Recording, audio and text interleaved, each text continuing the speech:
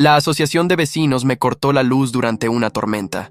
No sabían que yo era el dueño de la compañía eléctrica. ¿Me cortas la luz en plena tormenta?, grité al viento aullante, descalzo, envuelto en una manta empapada, con una linterna entre los dientes. Vi a Marta de la asociación de vecinos sonreír como si acabara de ganar la lotería. Las reglas son las reglas, dijo, sorbiendo un chocolate caliente en su porche impecablemente iluminado.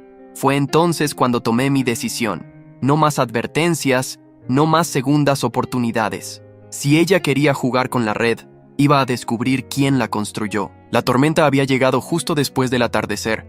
Un avance lento y atronador que empapó las calles y sacudió las ventanas hasta que todo el vecindario se refugió en sus casas. Las luces de los porches se encendieron automáticamente, incluidas las mías, pero no duraron.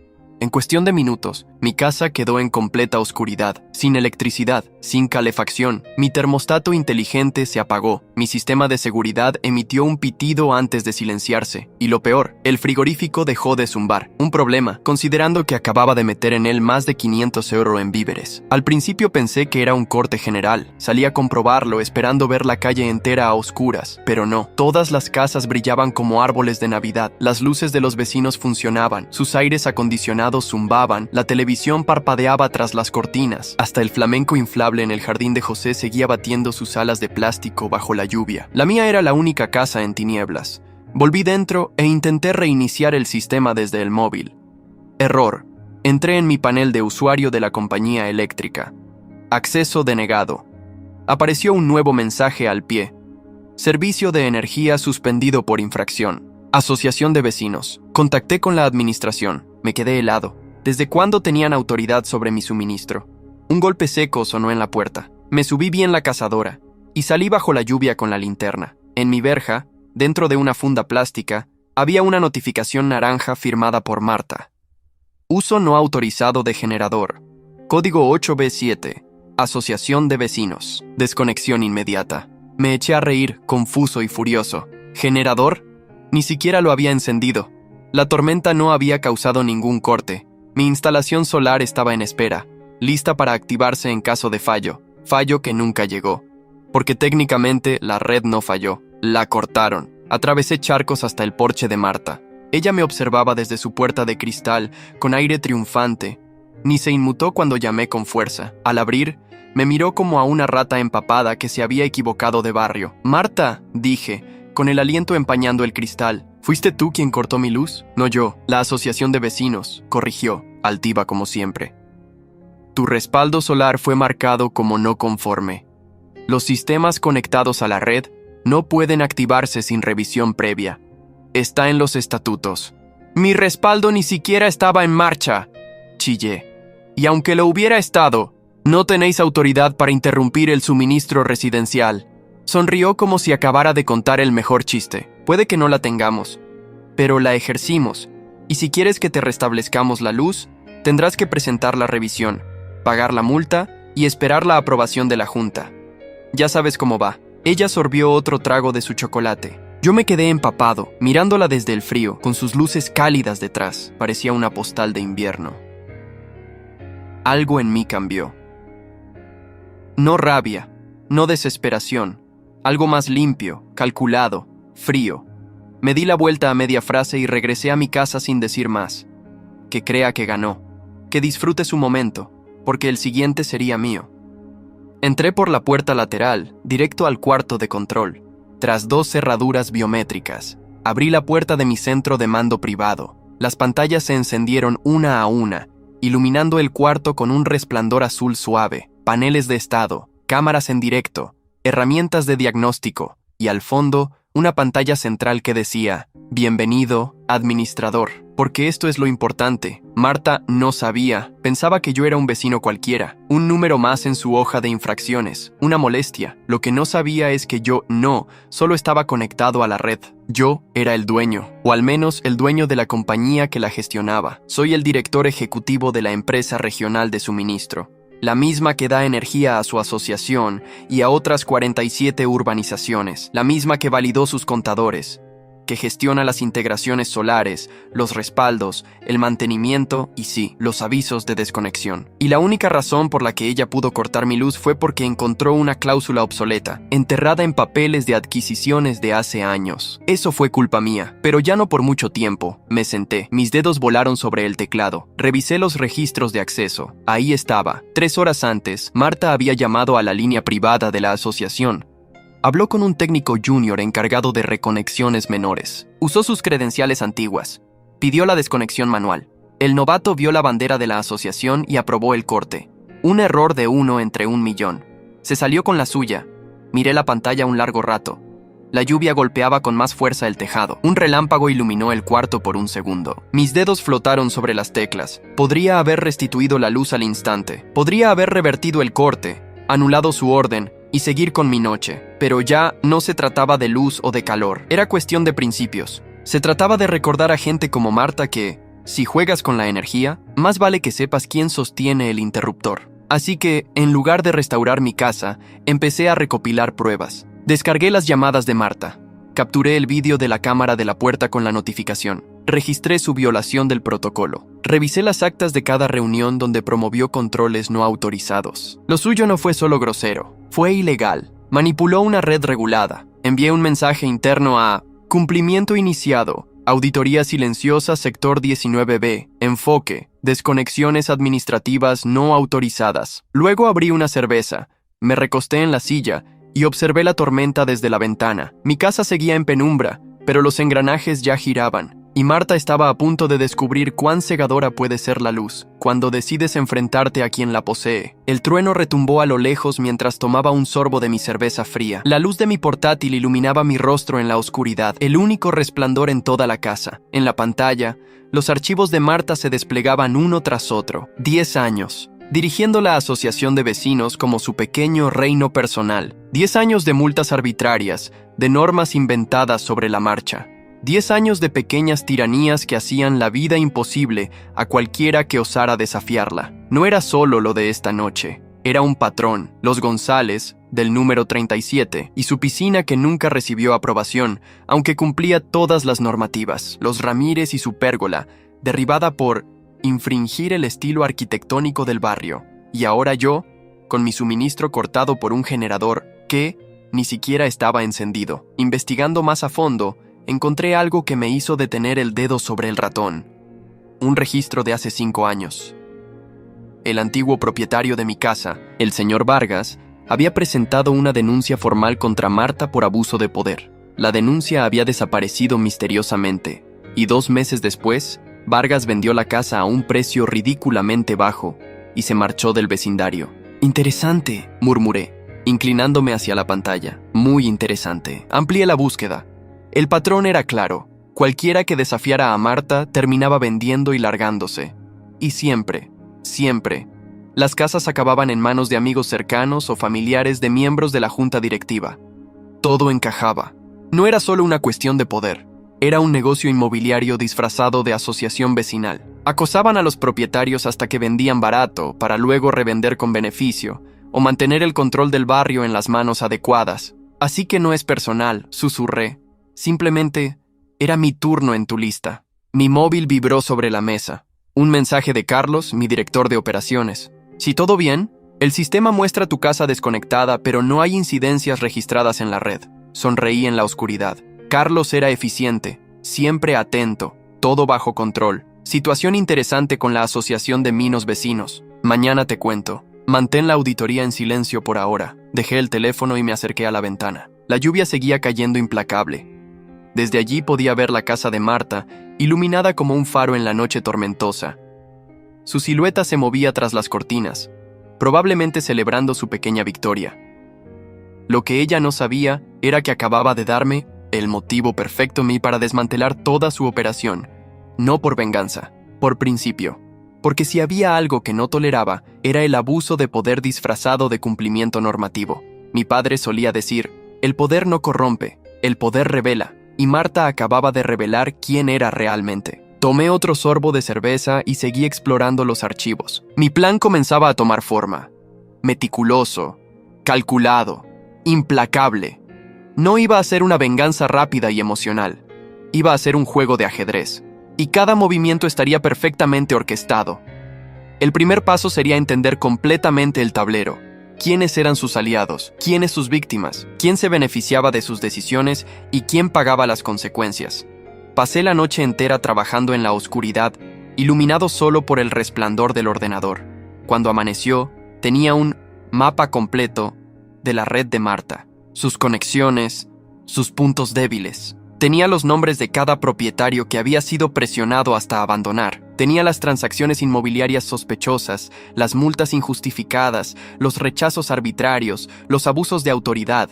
Lo único que aún no tenía era el motivo personal de Marta para ir específicamente a por mí, porque había algo en su sonrisa, ese gesto satisfecho mientras me miraba bajo la lluvia, que sugería algo más que burocracia. Había disfrutado demasiado. Y entonces lo encontré. Un correo electrónico de hace 3 meses, justo cuando me mudé al barrio. Marta, escribiendo a otro miembro de la junta. El nuevo del 42 es un ejecutivo de Torres Energía. Habrá que vigilarlo de cerca. No podemos permitir que Torres meta las narices en nuestro acuerdo con Electricidad del Sur. Torres Energía, mi empresa, la que había adquirido en silencio a Electricidad del Sur hace 2 años, en una operación discreta, para no alarmar a los clientes durante la transición.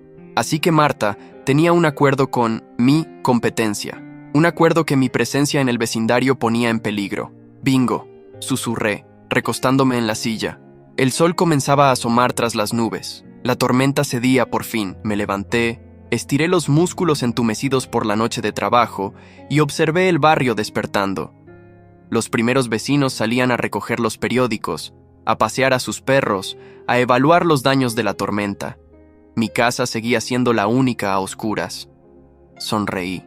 Iba a seguir así un poco más, porque, a veces, es en la oscuridad donde mejor se ven las cosas. Tomé el teléfono y llamé a mi asistente. Buenos días, Elena. Necesito que canceles todas mis reuniones de hoy y de mañana. Tengo un asunto personal que requiere mi completa atención. ¿Todo bien, jefe?, preguntó, percibiendo algo en mi tono. Perfectamente. Solo digamos que estoy a punto de hacer una auditoría muy interesante. Colgué y miré por última vez la casa de Marta. Antes de ir a ducharme con agua fría, vi que la luz de su porche acababa de apagarse automáticamente, detectando el amanecer. Pronto descubriría que hay luces que, una vez apagadas, no vuelven a encenderse jamás. Pasaron 3 días sin electricidad en mi casa. Mantuve las apariencias, saliendo cada mañana con mi maletín como si fuera a la oficina, aunque en realidad trabajaba desde mi coche o desde cafeterías cercanas.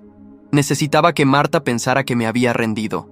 Mientras tanto, la investigación sobre ella avanzaba rápidamente. Su nombre completo era Marta Ruiz Domínguez, 58 años, viuda del fundador de la urbanización, Jorge Domínguez. Tras su muerte, hace 8 años, Marta había asumido no solo el control de la asociación de vecinos, sino también varios negocios locales que su marido manejaba desde las sombras. Lo más interesante, Electricidad del Sur había sido cliente importante de uno de esos negocios, una consultoría de permisos municipales. La relación continuó incluso después de que Torres Energía, mi empresa, adquiriera Electricidad del Sur, pero estaba programada para terminar en 3 meses, cuando entrara en vigor nuestro nuevo sistema de proveedores. Era simple, Marta iba a perder un contrato lucrativo por mi culpa, no porque yo lo hubiera decidido personalmente, sino porque las nuevas políticas corporativas eliminaban acuerdos regionales para centralizar los servicios. Pero había algo más profundo. El mensaje interceptado mencionaba nuestro acuerdo con Electricidad del Sur. No sonaba a un contrato cualquiera, sonaba a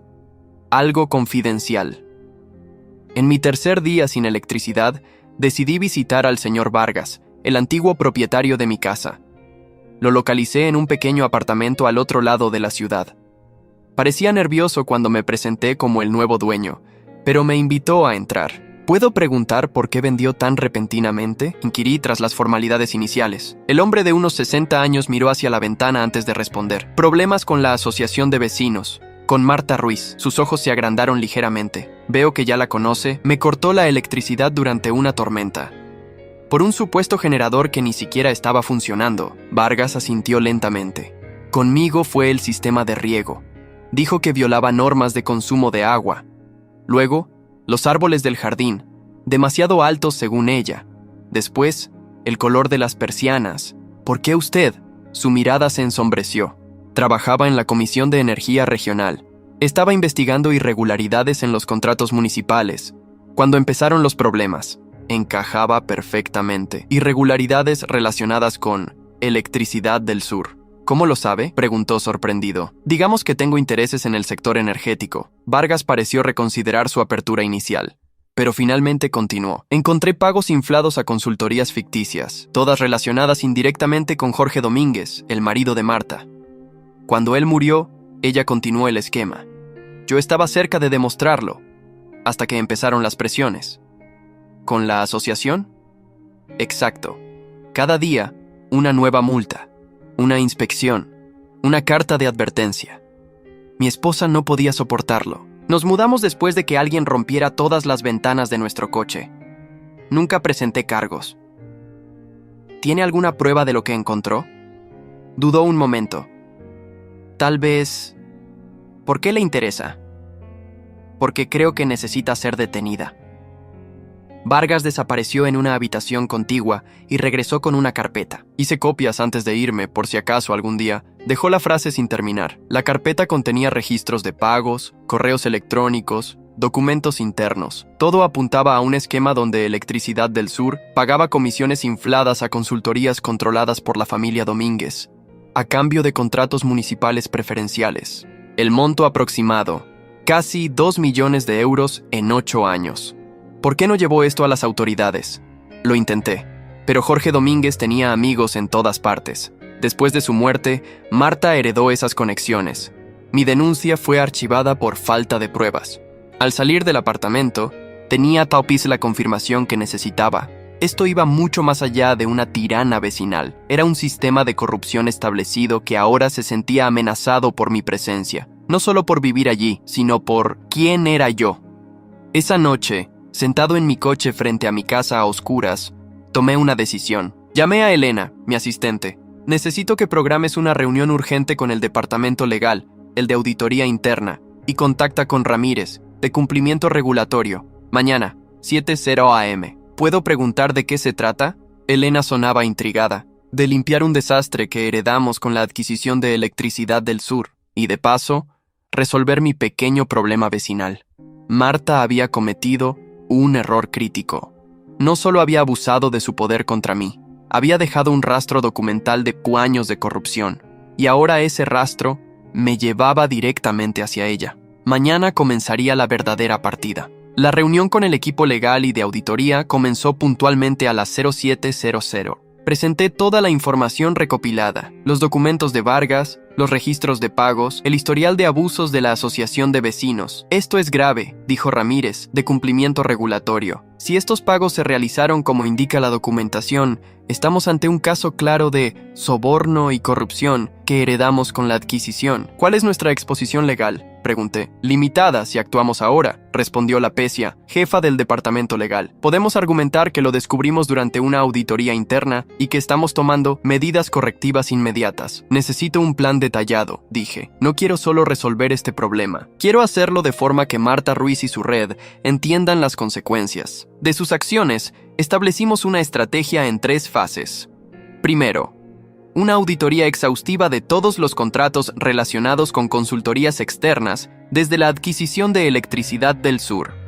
Segundo, la cancelación inmediata de cualquier acuerdo con empresas vinculadas a Marta Ruiz. Tercero, la presentación de toda la información recopilada ante las autoridades reguladoras. Todo esto debe hacerse sin alertar a Marta, instruí. No debe enterarse de que estamos investigando, hasta que sea demasiado tarde para reaccionar. Mientras mi equipo comenzaba a trabajar, puse en marcha mi propia estrategia dentro del vecindario. El primer paso fue contactar discretamente con otros vecinos que habían sufrido las tácticas de Marta. La familia González, del número 37, me recibió con una desconfianza inicial que pronto se transformó en alivio cuando les conté mi situación. Su caso era similar. Intentaron instalar una piscina completamente legal, pero Marta lo bloqueó usando regulaciones inventadas. Tras meses de multas y presión, se rindieron. No es solo Marta, me explicó la señora González. Es toda su red. Su sobrino trabaja en la oficina de permisos municipales. Su amiga Luisa controla la junta de la asociación y su cuñado es abogado y maneja todas las disputas vecinales. Esa información confirmaba lo que ya sospechaba. Marta había convertido la asociación en un feudo personal, donde ejercía control absoluto gracias a su red de contactos estratégicamente ubicados. Durante las siguientes 2 semanas, seguí viviendo sin electricidad. Era incómodo, sí, pero necesario para mantener la ilusión de que me había rendido. Mientras tanto, continuaba reuniéndome con más vecinos, recopilando testimonios y documentación. También impulsé la auditoría interna en Torres Energía. Cada día llegaban nuevos informes que confirmaban la magnitud del esquema: contratos inflados, servicios fantasma, pagos irregulares. Todo perfectamente documentado gracias a la arrogancia de quienes pensaban que nunca serían descubiertos. Al día 15 sin electricidad, recibí una visita inesperada. Luisa Méndez, la secretaria de la asociación y aliada cercana de Marta, llamó a mi puerta. Señor Torres, la asociación ha revisado su caso y estamos dispuestos a reconsiderar la suspensión de su servicio eléctrico, dijo con una sonrisa forzada. ¿Y qué provocó este repentino cambio de opinión?, pregunté, fingiendo sorpresa. Marta considera que ha aprendido la lección. Si presenta una disculpa formal y paga la multa administrativa de 500 euros, reconectaremos su servicio hoy mismo. Era exactamente lo que esperaba. Marta creía que me había doblegado, que había ganado. Por supuesto, respondí con fingida gratitud. Estoy dispuesto a hacer lo que sea necesario para recuperar mi electricidad. Luisa pareció satisfecha. Excelente. La reunión es esta tarde a las 6. Traiga el pago en efectivo. Tan pronto como se marchó, llamé a Carlos, mi director de operaciones. Ejecuta la fase 2 hoy a las 17:00. Asegúrate de que todo esté listo para cuando dé la señal. ¿Estás seguro?, preguntó Carlos. Una vez que lo hagamos, no hay vuelta atrás. Completamente. Ya tenemos toda la documentación necesaria. Es hora de mover las piezas finales. A las 17:00, Torres Energía ejecutó la siguiente jugada. 1. Cancelación inmediata de todos los contratos con consultorías vinculadas a Marta Ruiz y su familia. 2. Notificación formal a las autoridades reguladoras sobre las irregularidades detectadas. 3. Implementación anticipada de un nuevo sistema de contratación que eliminaba los acuerdos regionales, como el que beneficiaba a Marta. A las 17:30, mientras me preparaba para la reunión con la asociación, mi teléfono sonó. Era Elena. Jefe, todo listo. Las cancelaciones de contratos ya han sido enviadas. El equipo legal ha notificado a las autoridades. Y hay algo más. Acabamos de recibir confirmación de que tenemos control total sobre la infraestructura eléctrica del sector centro vecindario. La transición de sistemas, prevista para dentro de 3 meses, se ha completado hoy. Sonreí. Perfecto. A las 18:00 en punto, me presenté en la oficina de la asociación con un sobre que contenía los 500 euros en efectivo. Marta me esperaba sentada detrás de su escritorio, con Luisa a su lado, como una reina en su trono. Señor Torres, dijo con su habitual sonrisa condescendiente, me alegra ver que ha recapacitado. Lo que no sabía era que, mientras hablaba, su imperio se desmoronaba, pieza por pieza, y yo estaba a punto de darle el jaque mate. Antes de proceder con el pago, tengo una pregunta, dije, manteniendo el sobre fuera de su alcance. ¿Podría ver el reglamento específico que supuestamente violé? Marta frunció el ceño, visiblemente irritada. Señor Torres, esto ya fue discutido. Su generador no autorizado... ¿El generador que nunca encendí?, interrumpí. Me gustaría ver la normativa exacta y el informe de inspección que verificó que estaba en funcionamiento. No es necesario entrar en detalles técnicos, intervino Luisa. La infracción está registrada y aceptada por la Junta. ¿Qué Junta?, pregunté con fingida inocencia. Según los estatutos de la asociación, cualquier sanción superior a 300 euros debe ser votada en reunión extraordinaria, con al menos el 40% de los propietarios presentes. El rostro de Marta se tensó. ¿Ahora es experto en nuestros estatutos? Los he leído con detenimiento. 15 días sin electricidad dan para mucho. Tiempo libre, ya sabe. Mi teléfono vibró en el bolsillo. Un mensaje de Elena. Confirmado. Las notificaciones han sido entregadas. Era el momento. Dejé el sobre en la mesa y saqué mi tablet del maletín. De hecho, Wenpao solicitó formalmente una junta extraordinaria. En ese instante, Marta soltó una carcajada. Las juntas extraordinarias deben convocarse con 5 días de antelación, dijo con tono triunfal. A menos, respondí, mostrando mi tablet, que el 30% de los propietarios firmen una solicitud de urgencia. Y aquí tengo las firmas digitales de 47 propietarios. Eso representa el 34% del vecindario. La sorpresa en los rostros de Marta y Luisa fue evidente. Durante mis 2 semanas sin electricidad, no había estado inactivo. Había recorrido el barrio, visitando en secreto a cada vecino que alguna vez sufrió bajo las imposiciones de la asociación. Fui recopilando sus firmas una a una, construyendo en silencio una petición que mantuve reservada hasta ahora. «Esto es irregular», protestó Luisa. «No según el artículo 17.3 de los estatutos», repliqué. «Y les sugiero que acepten la convocatoria, porque los 47 firmantes están reunidos ahora mismo en el salón comunitario, esperándolas». Era verdad. Mientras Marta pensaba que me había doblegado, yo había organizado una revolución silenciosa. Vecinos cansados de años de abuso, listos para enfrentarse a su opresora. «Esto es ridículo», espetó Marta, pero el miedo ya se reflejaba en sus ojos. «No tienen obligación de asistir», añadí, «pero si lo prefieren podemos llamar a las autoridades para que interpreten los estatutos. Estoy seguro de que también estarán interesados en revisar otros asuntos más delicados». Luisa miró a Marta con creciente preocupación. Tras un tenso silencio, Marta se levantó bruscamente. «Está bien. Vamos a esa reunión absurda y terminemos con esto». Los 3 caminamos hacia el salón comunitario. Al abrir la puerta, Marta se detuvo en seco. El salón estaba lleno. Propietarios de todas las edades ocupaban cada asiento. Charlaban animadamente hasta que nos vieron entrar. Entonces, el silencio se apoderó del ambiente. Un silencio expectante. «Tomen asiento», indiqué a Marta y Luisa, mientras avanzaba hacia el frente. «Un momento», protestó Marta. «Como presidenta, me corresponde dirigir esta reunión. La convocatoria extraordinaria especifica que será moderada por un propietario neutral», repliqué. «Los firmantes han designado al señor Jiménez, del número 15, para ese rol». El señor Jiménez, un jubilado muy respetado por todos, se levantó con tranquilidad y asumió la moderación. Verificó el quórum y anunció el único punto del orden del día: revisión de las prácticas administrativas de la actual junta directiva. Me cedió la palabra. Me volví hacia los vecinos. «Gracias por venir con tan poca antelación. Muchos me conocen solo como el nuevo propietario del número 42, el mismo al que la asociación dejó sin electricidad hace 15 días. Pero permítanme presentarme formalmente. Soy Alejandro Torres, director ejecutivo de Torres Energía». Un murmullo recorrió la sala. Marta palideció visiblemente. «Torres Energía adquirió electricidad del sur hace 2 años», continué. «Durante este tiempo, hemos realizado una transición de sistemas y contratos. Recientemente, como parte de una auditoría interna, descubrimos irregularidades significativas en ciertos acuerdos locales». Encendí el proyector. Apareció el primer gráfico, un esquema de pagos inflados a consultorías vinculadas a Marta Ruiz. Estos documentos evidencian un patrón sistemático de contratos irregulares entre Electricidad del Sur y empresas controladas por miembros de esta asociación, especialmente por la familia Domínguez. Los murmullos crecieron, esta vez con indignación. Marta se puso de pie, desencajada. «Esto es difamación. No tiene ningún derecho a...» «Tengo todo el derecho», la interrumpí.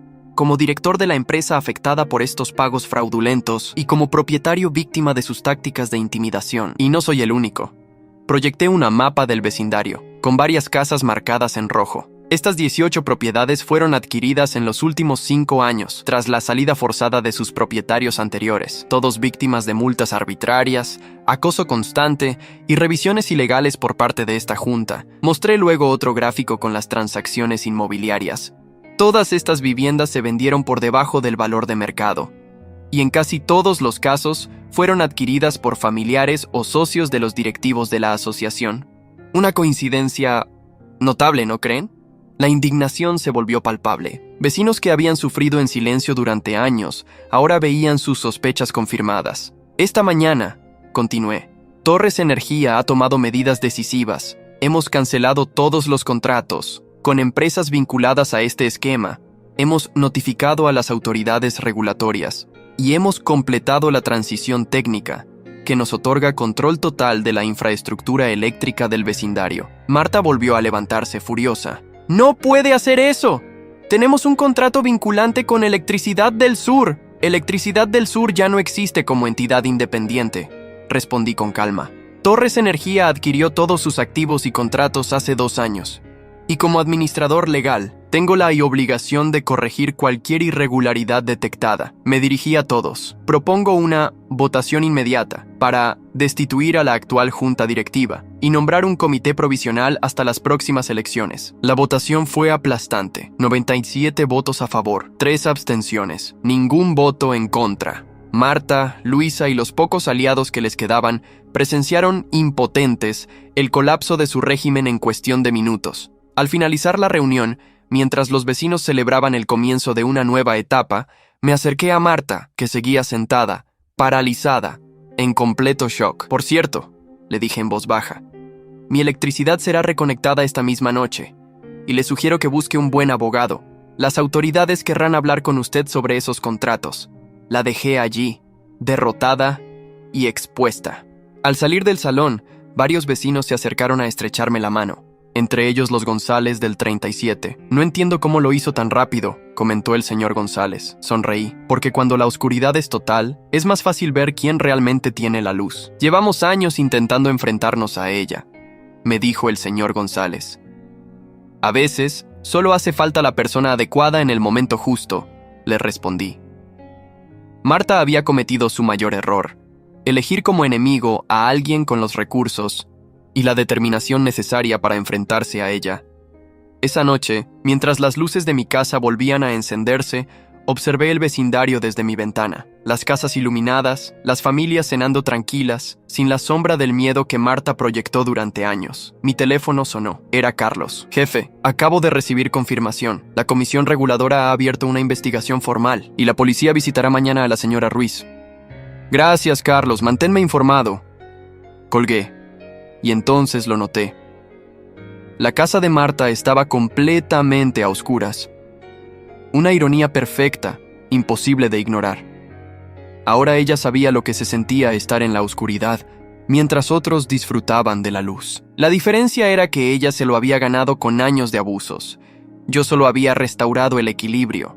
Durante las semanas siguientes, el vecindario vivió una transformación profunda. El comité provisional, formado por 5 propietarios respetados, comenzó a revisar todas las normativas impuestas por Marta y su equipo en los últimos años. Descubrieron decenas de reglas diseñadas para acosar selectivamente a ciertos vecinos. Muchas eran contradictorias, algunas simplemente ilegales. Encontramos 17 versiones distintas del reglamento en solo 8 años, me explicó el señor Jiménez, y cada una tenía cambios estratégicos, nunca aprobados por votación. En algunas incluso se aplicaban normas específicas a ciertas casas. La investigación formal avanzó rápidamente, impulsada por toda la documentación que yo había entregado. 3 días después de la reunión extraordinaria, Marta fue interrogada por 6 horas. Una semana más tarde, la policía registró sus oficinas y su domicilio, llevándose cajas enteras de documentos.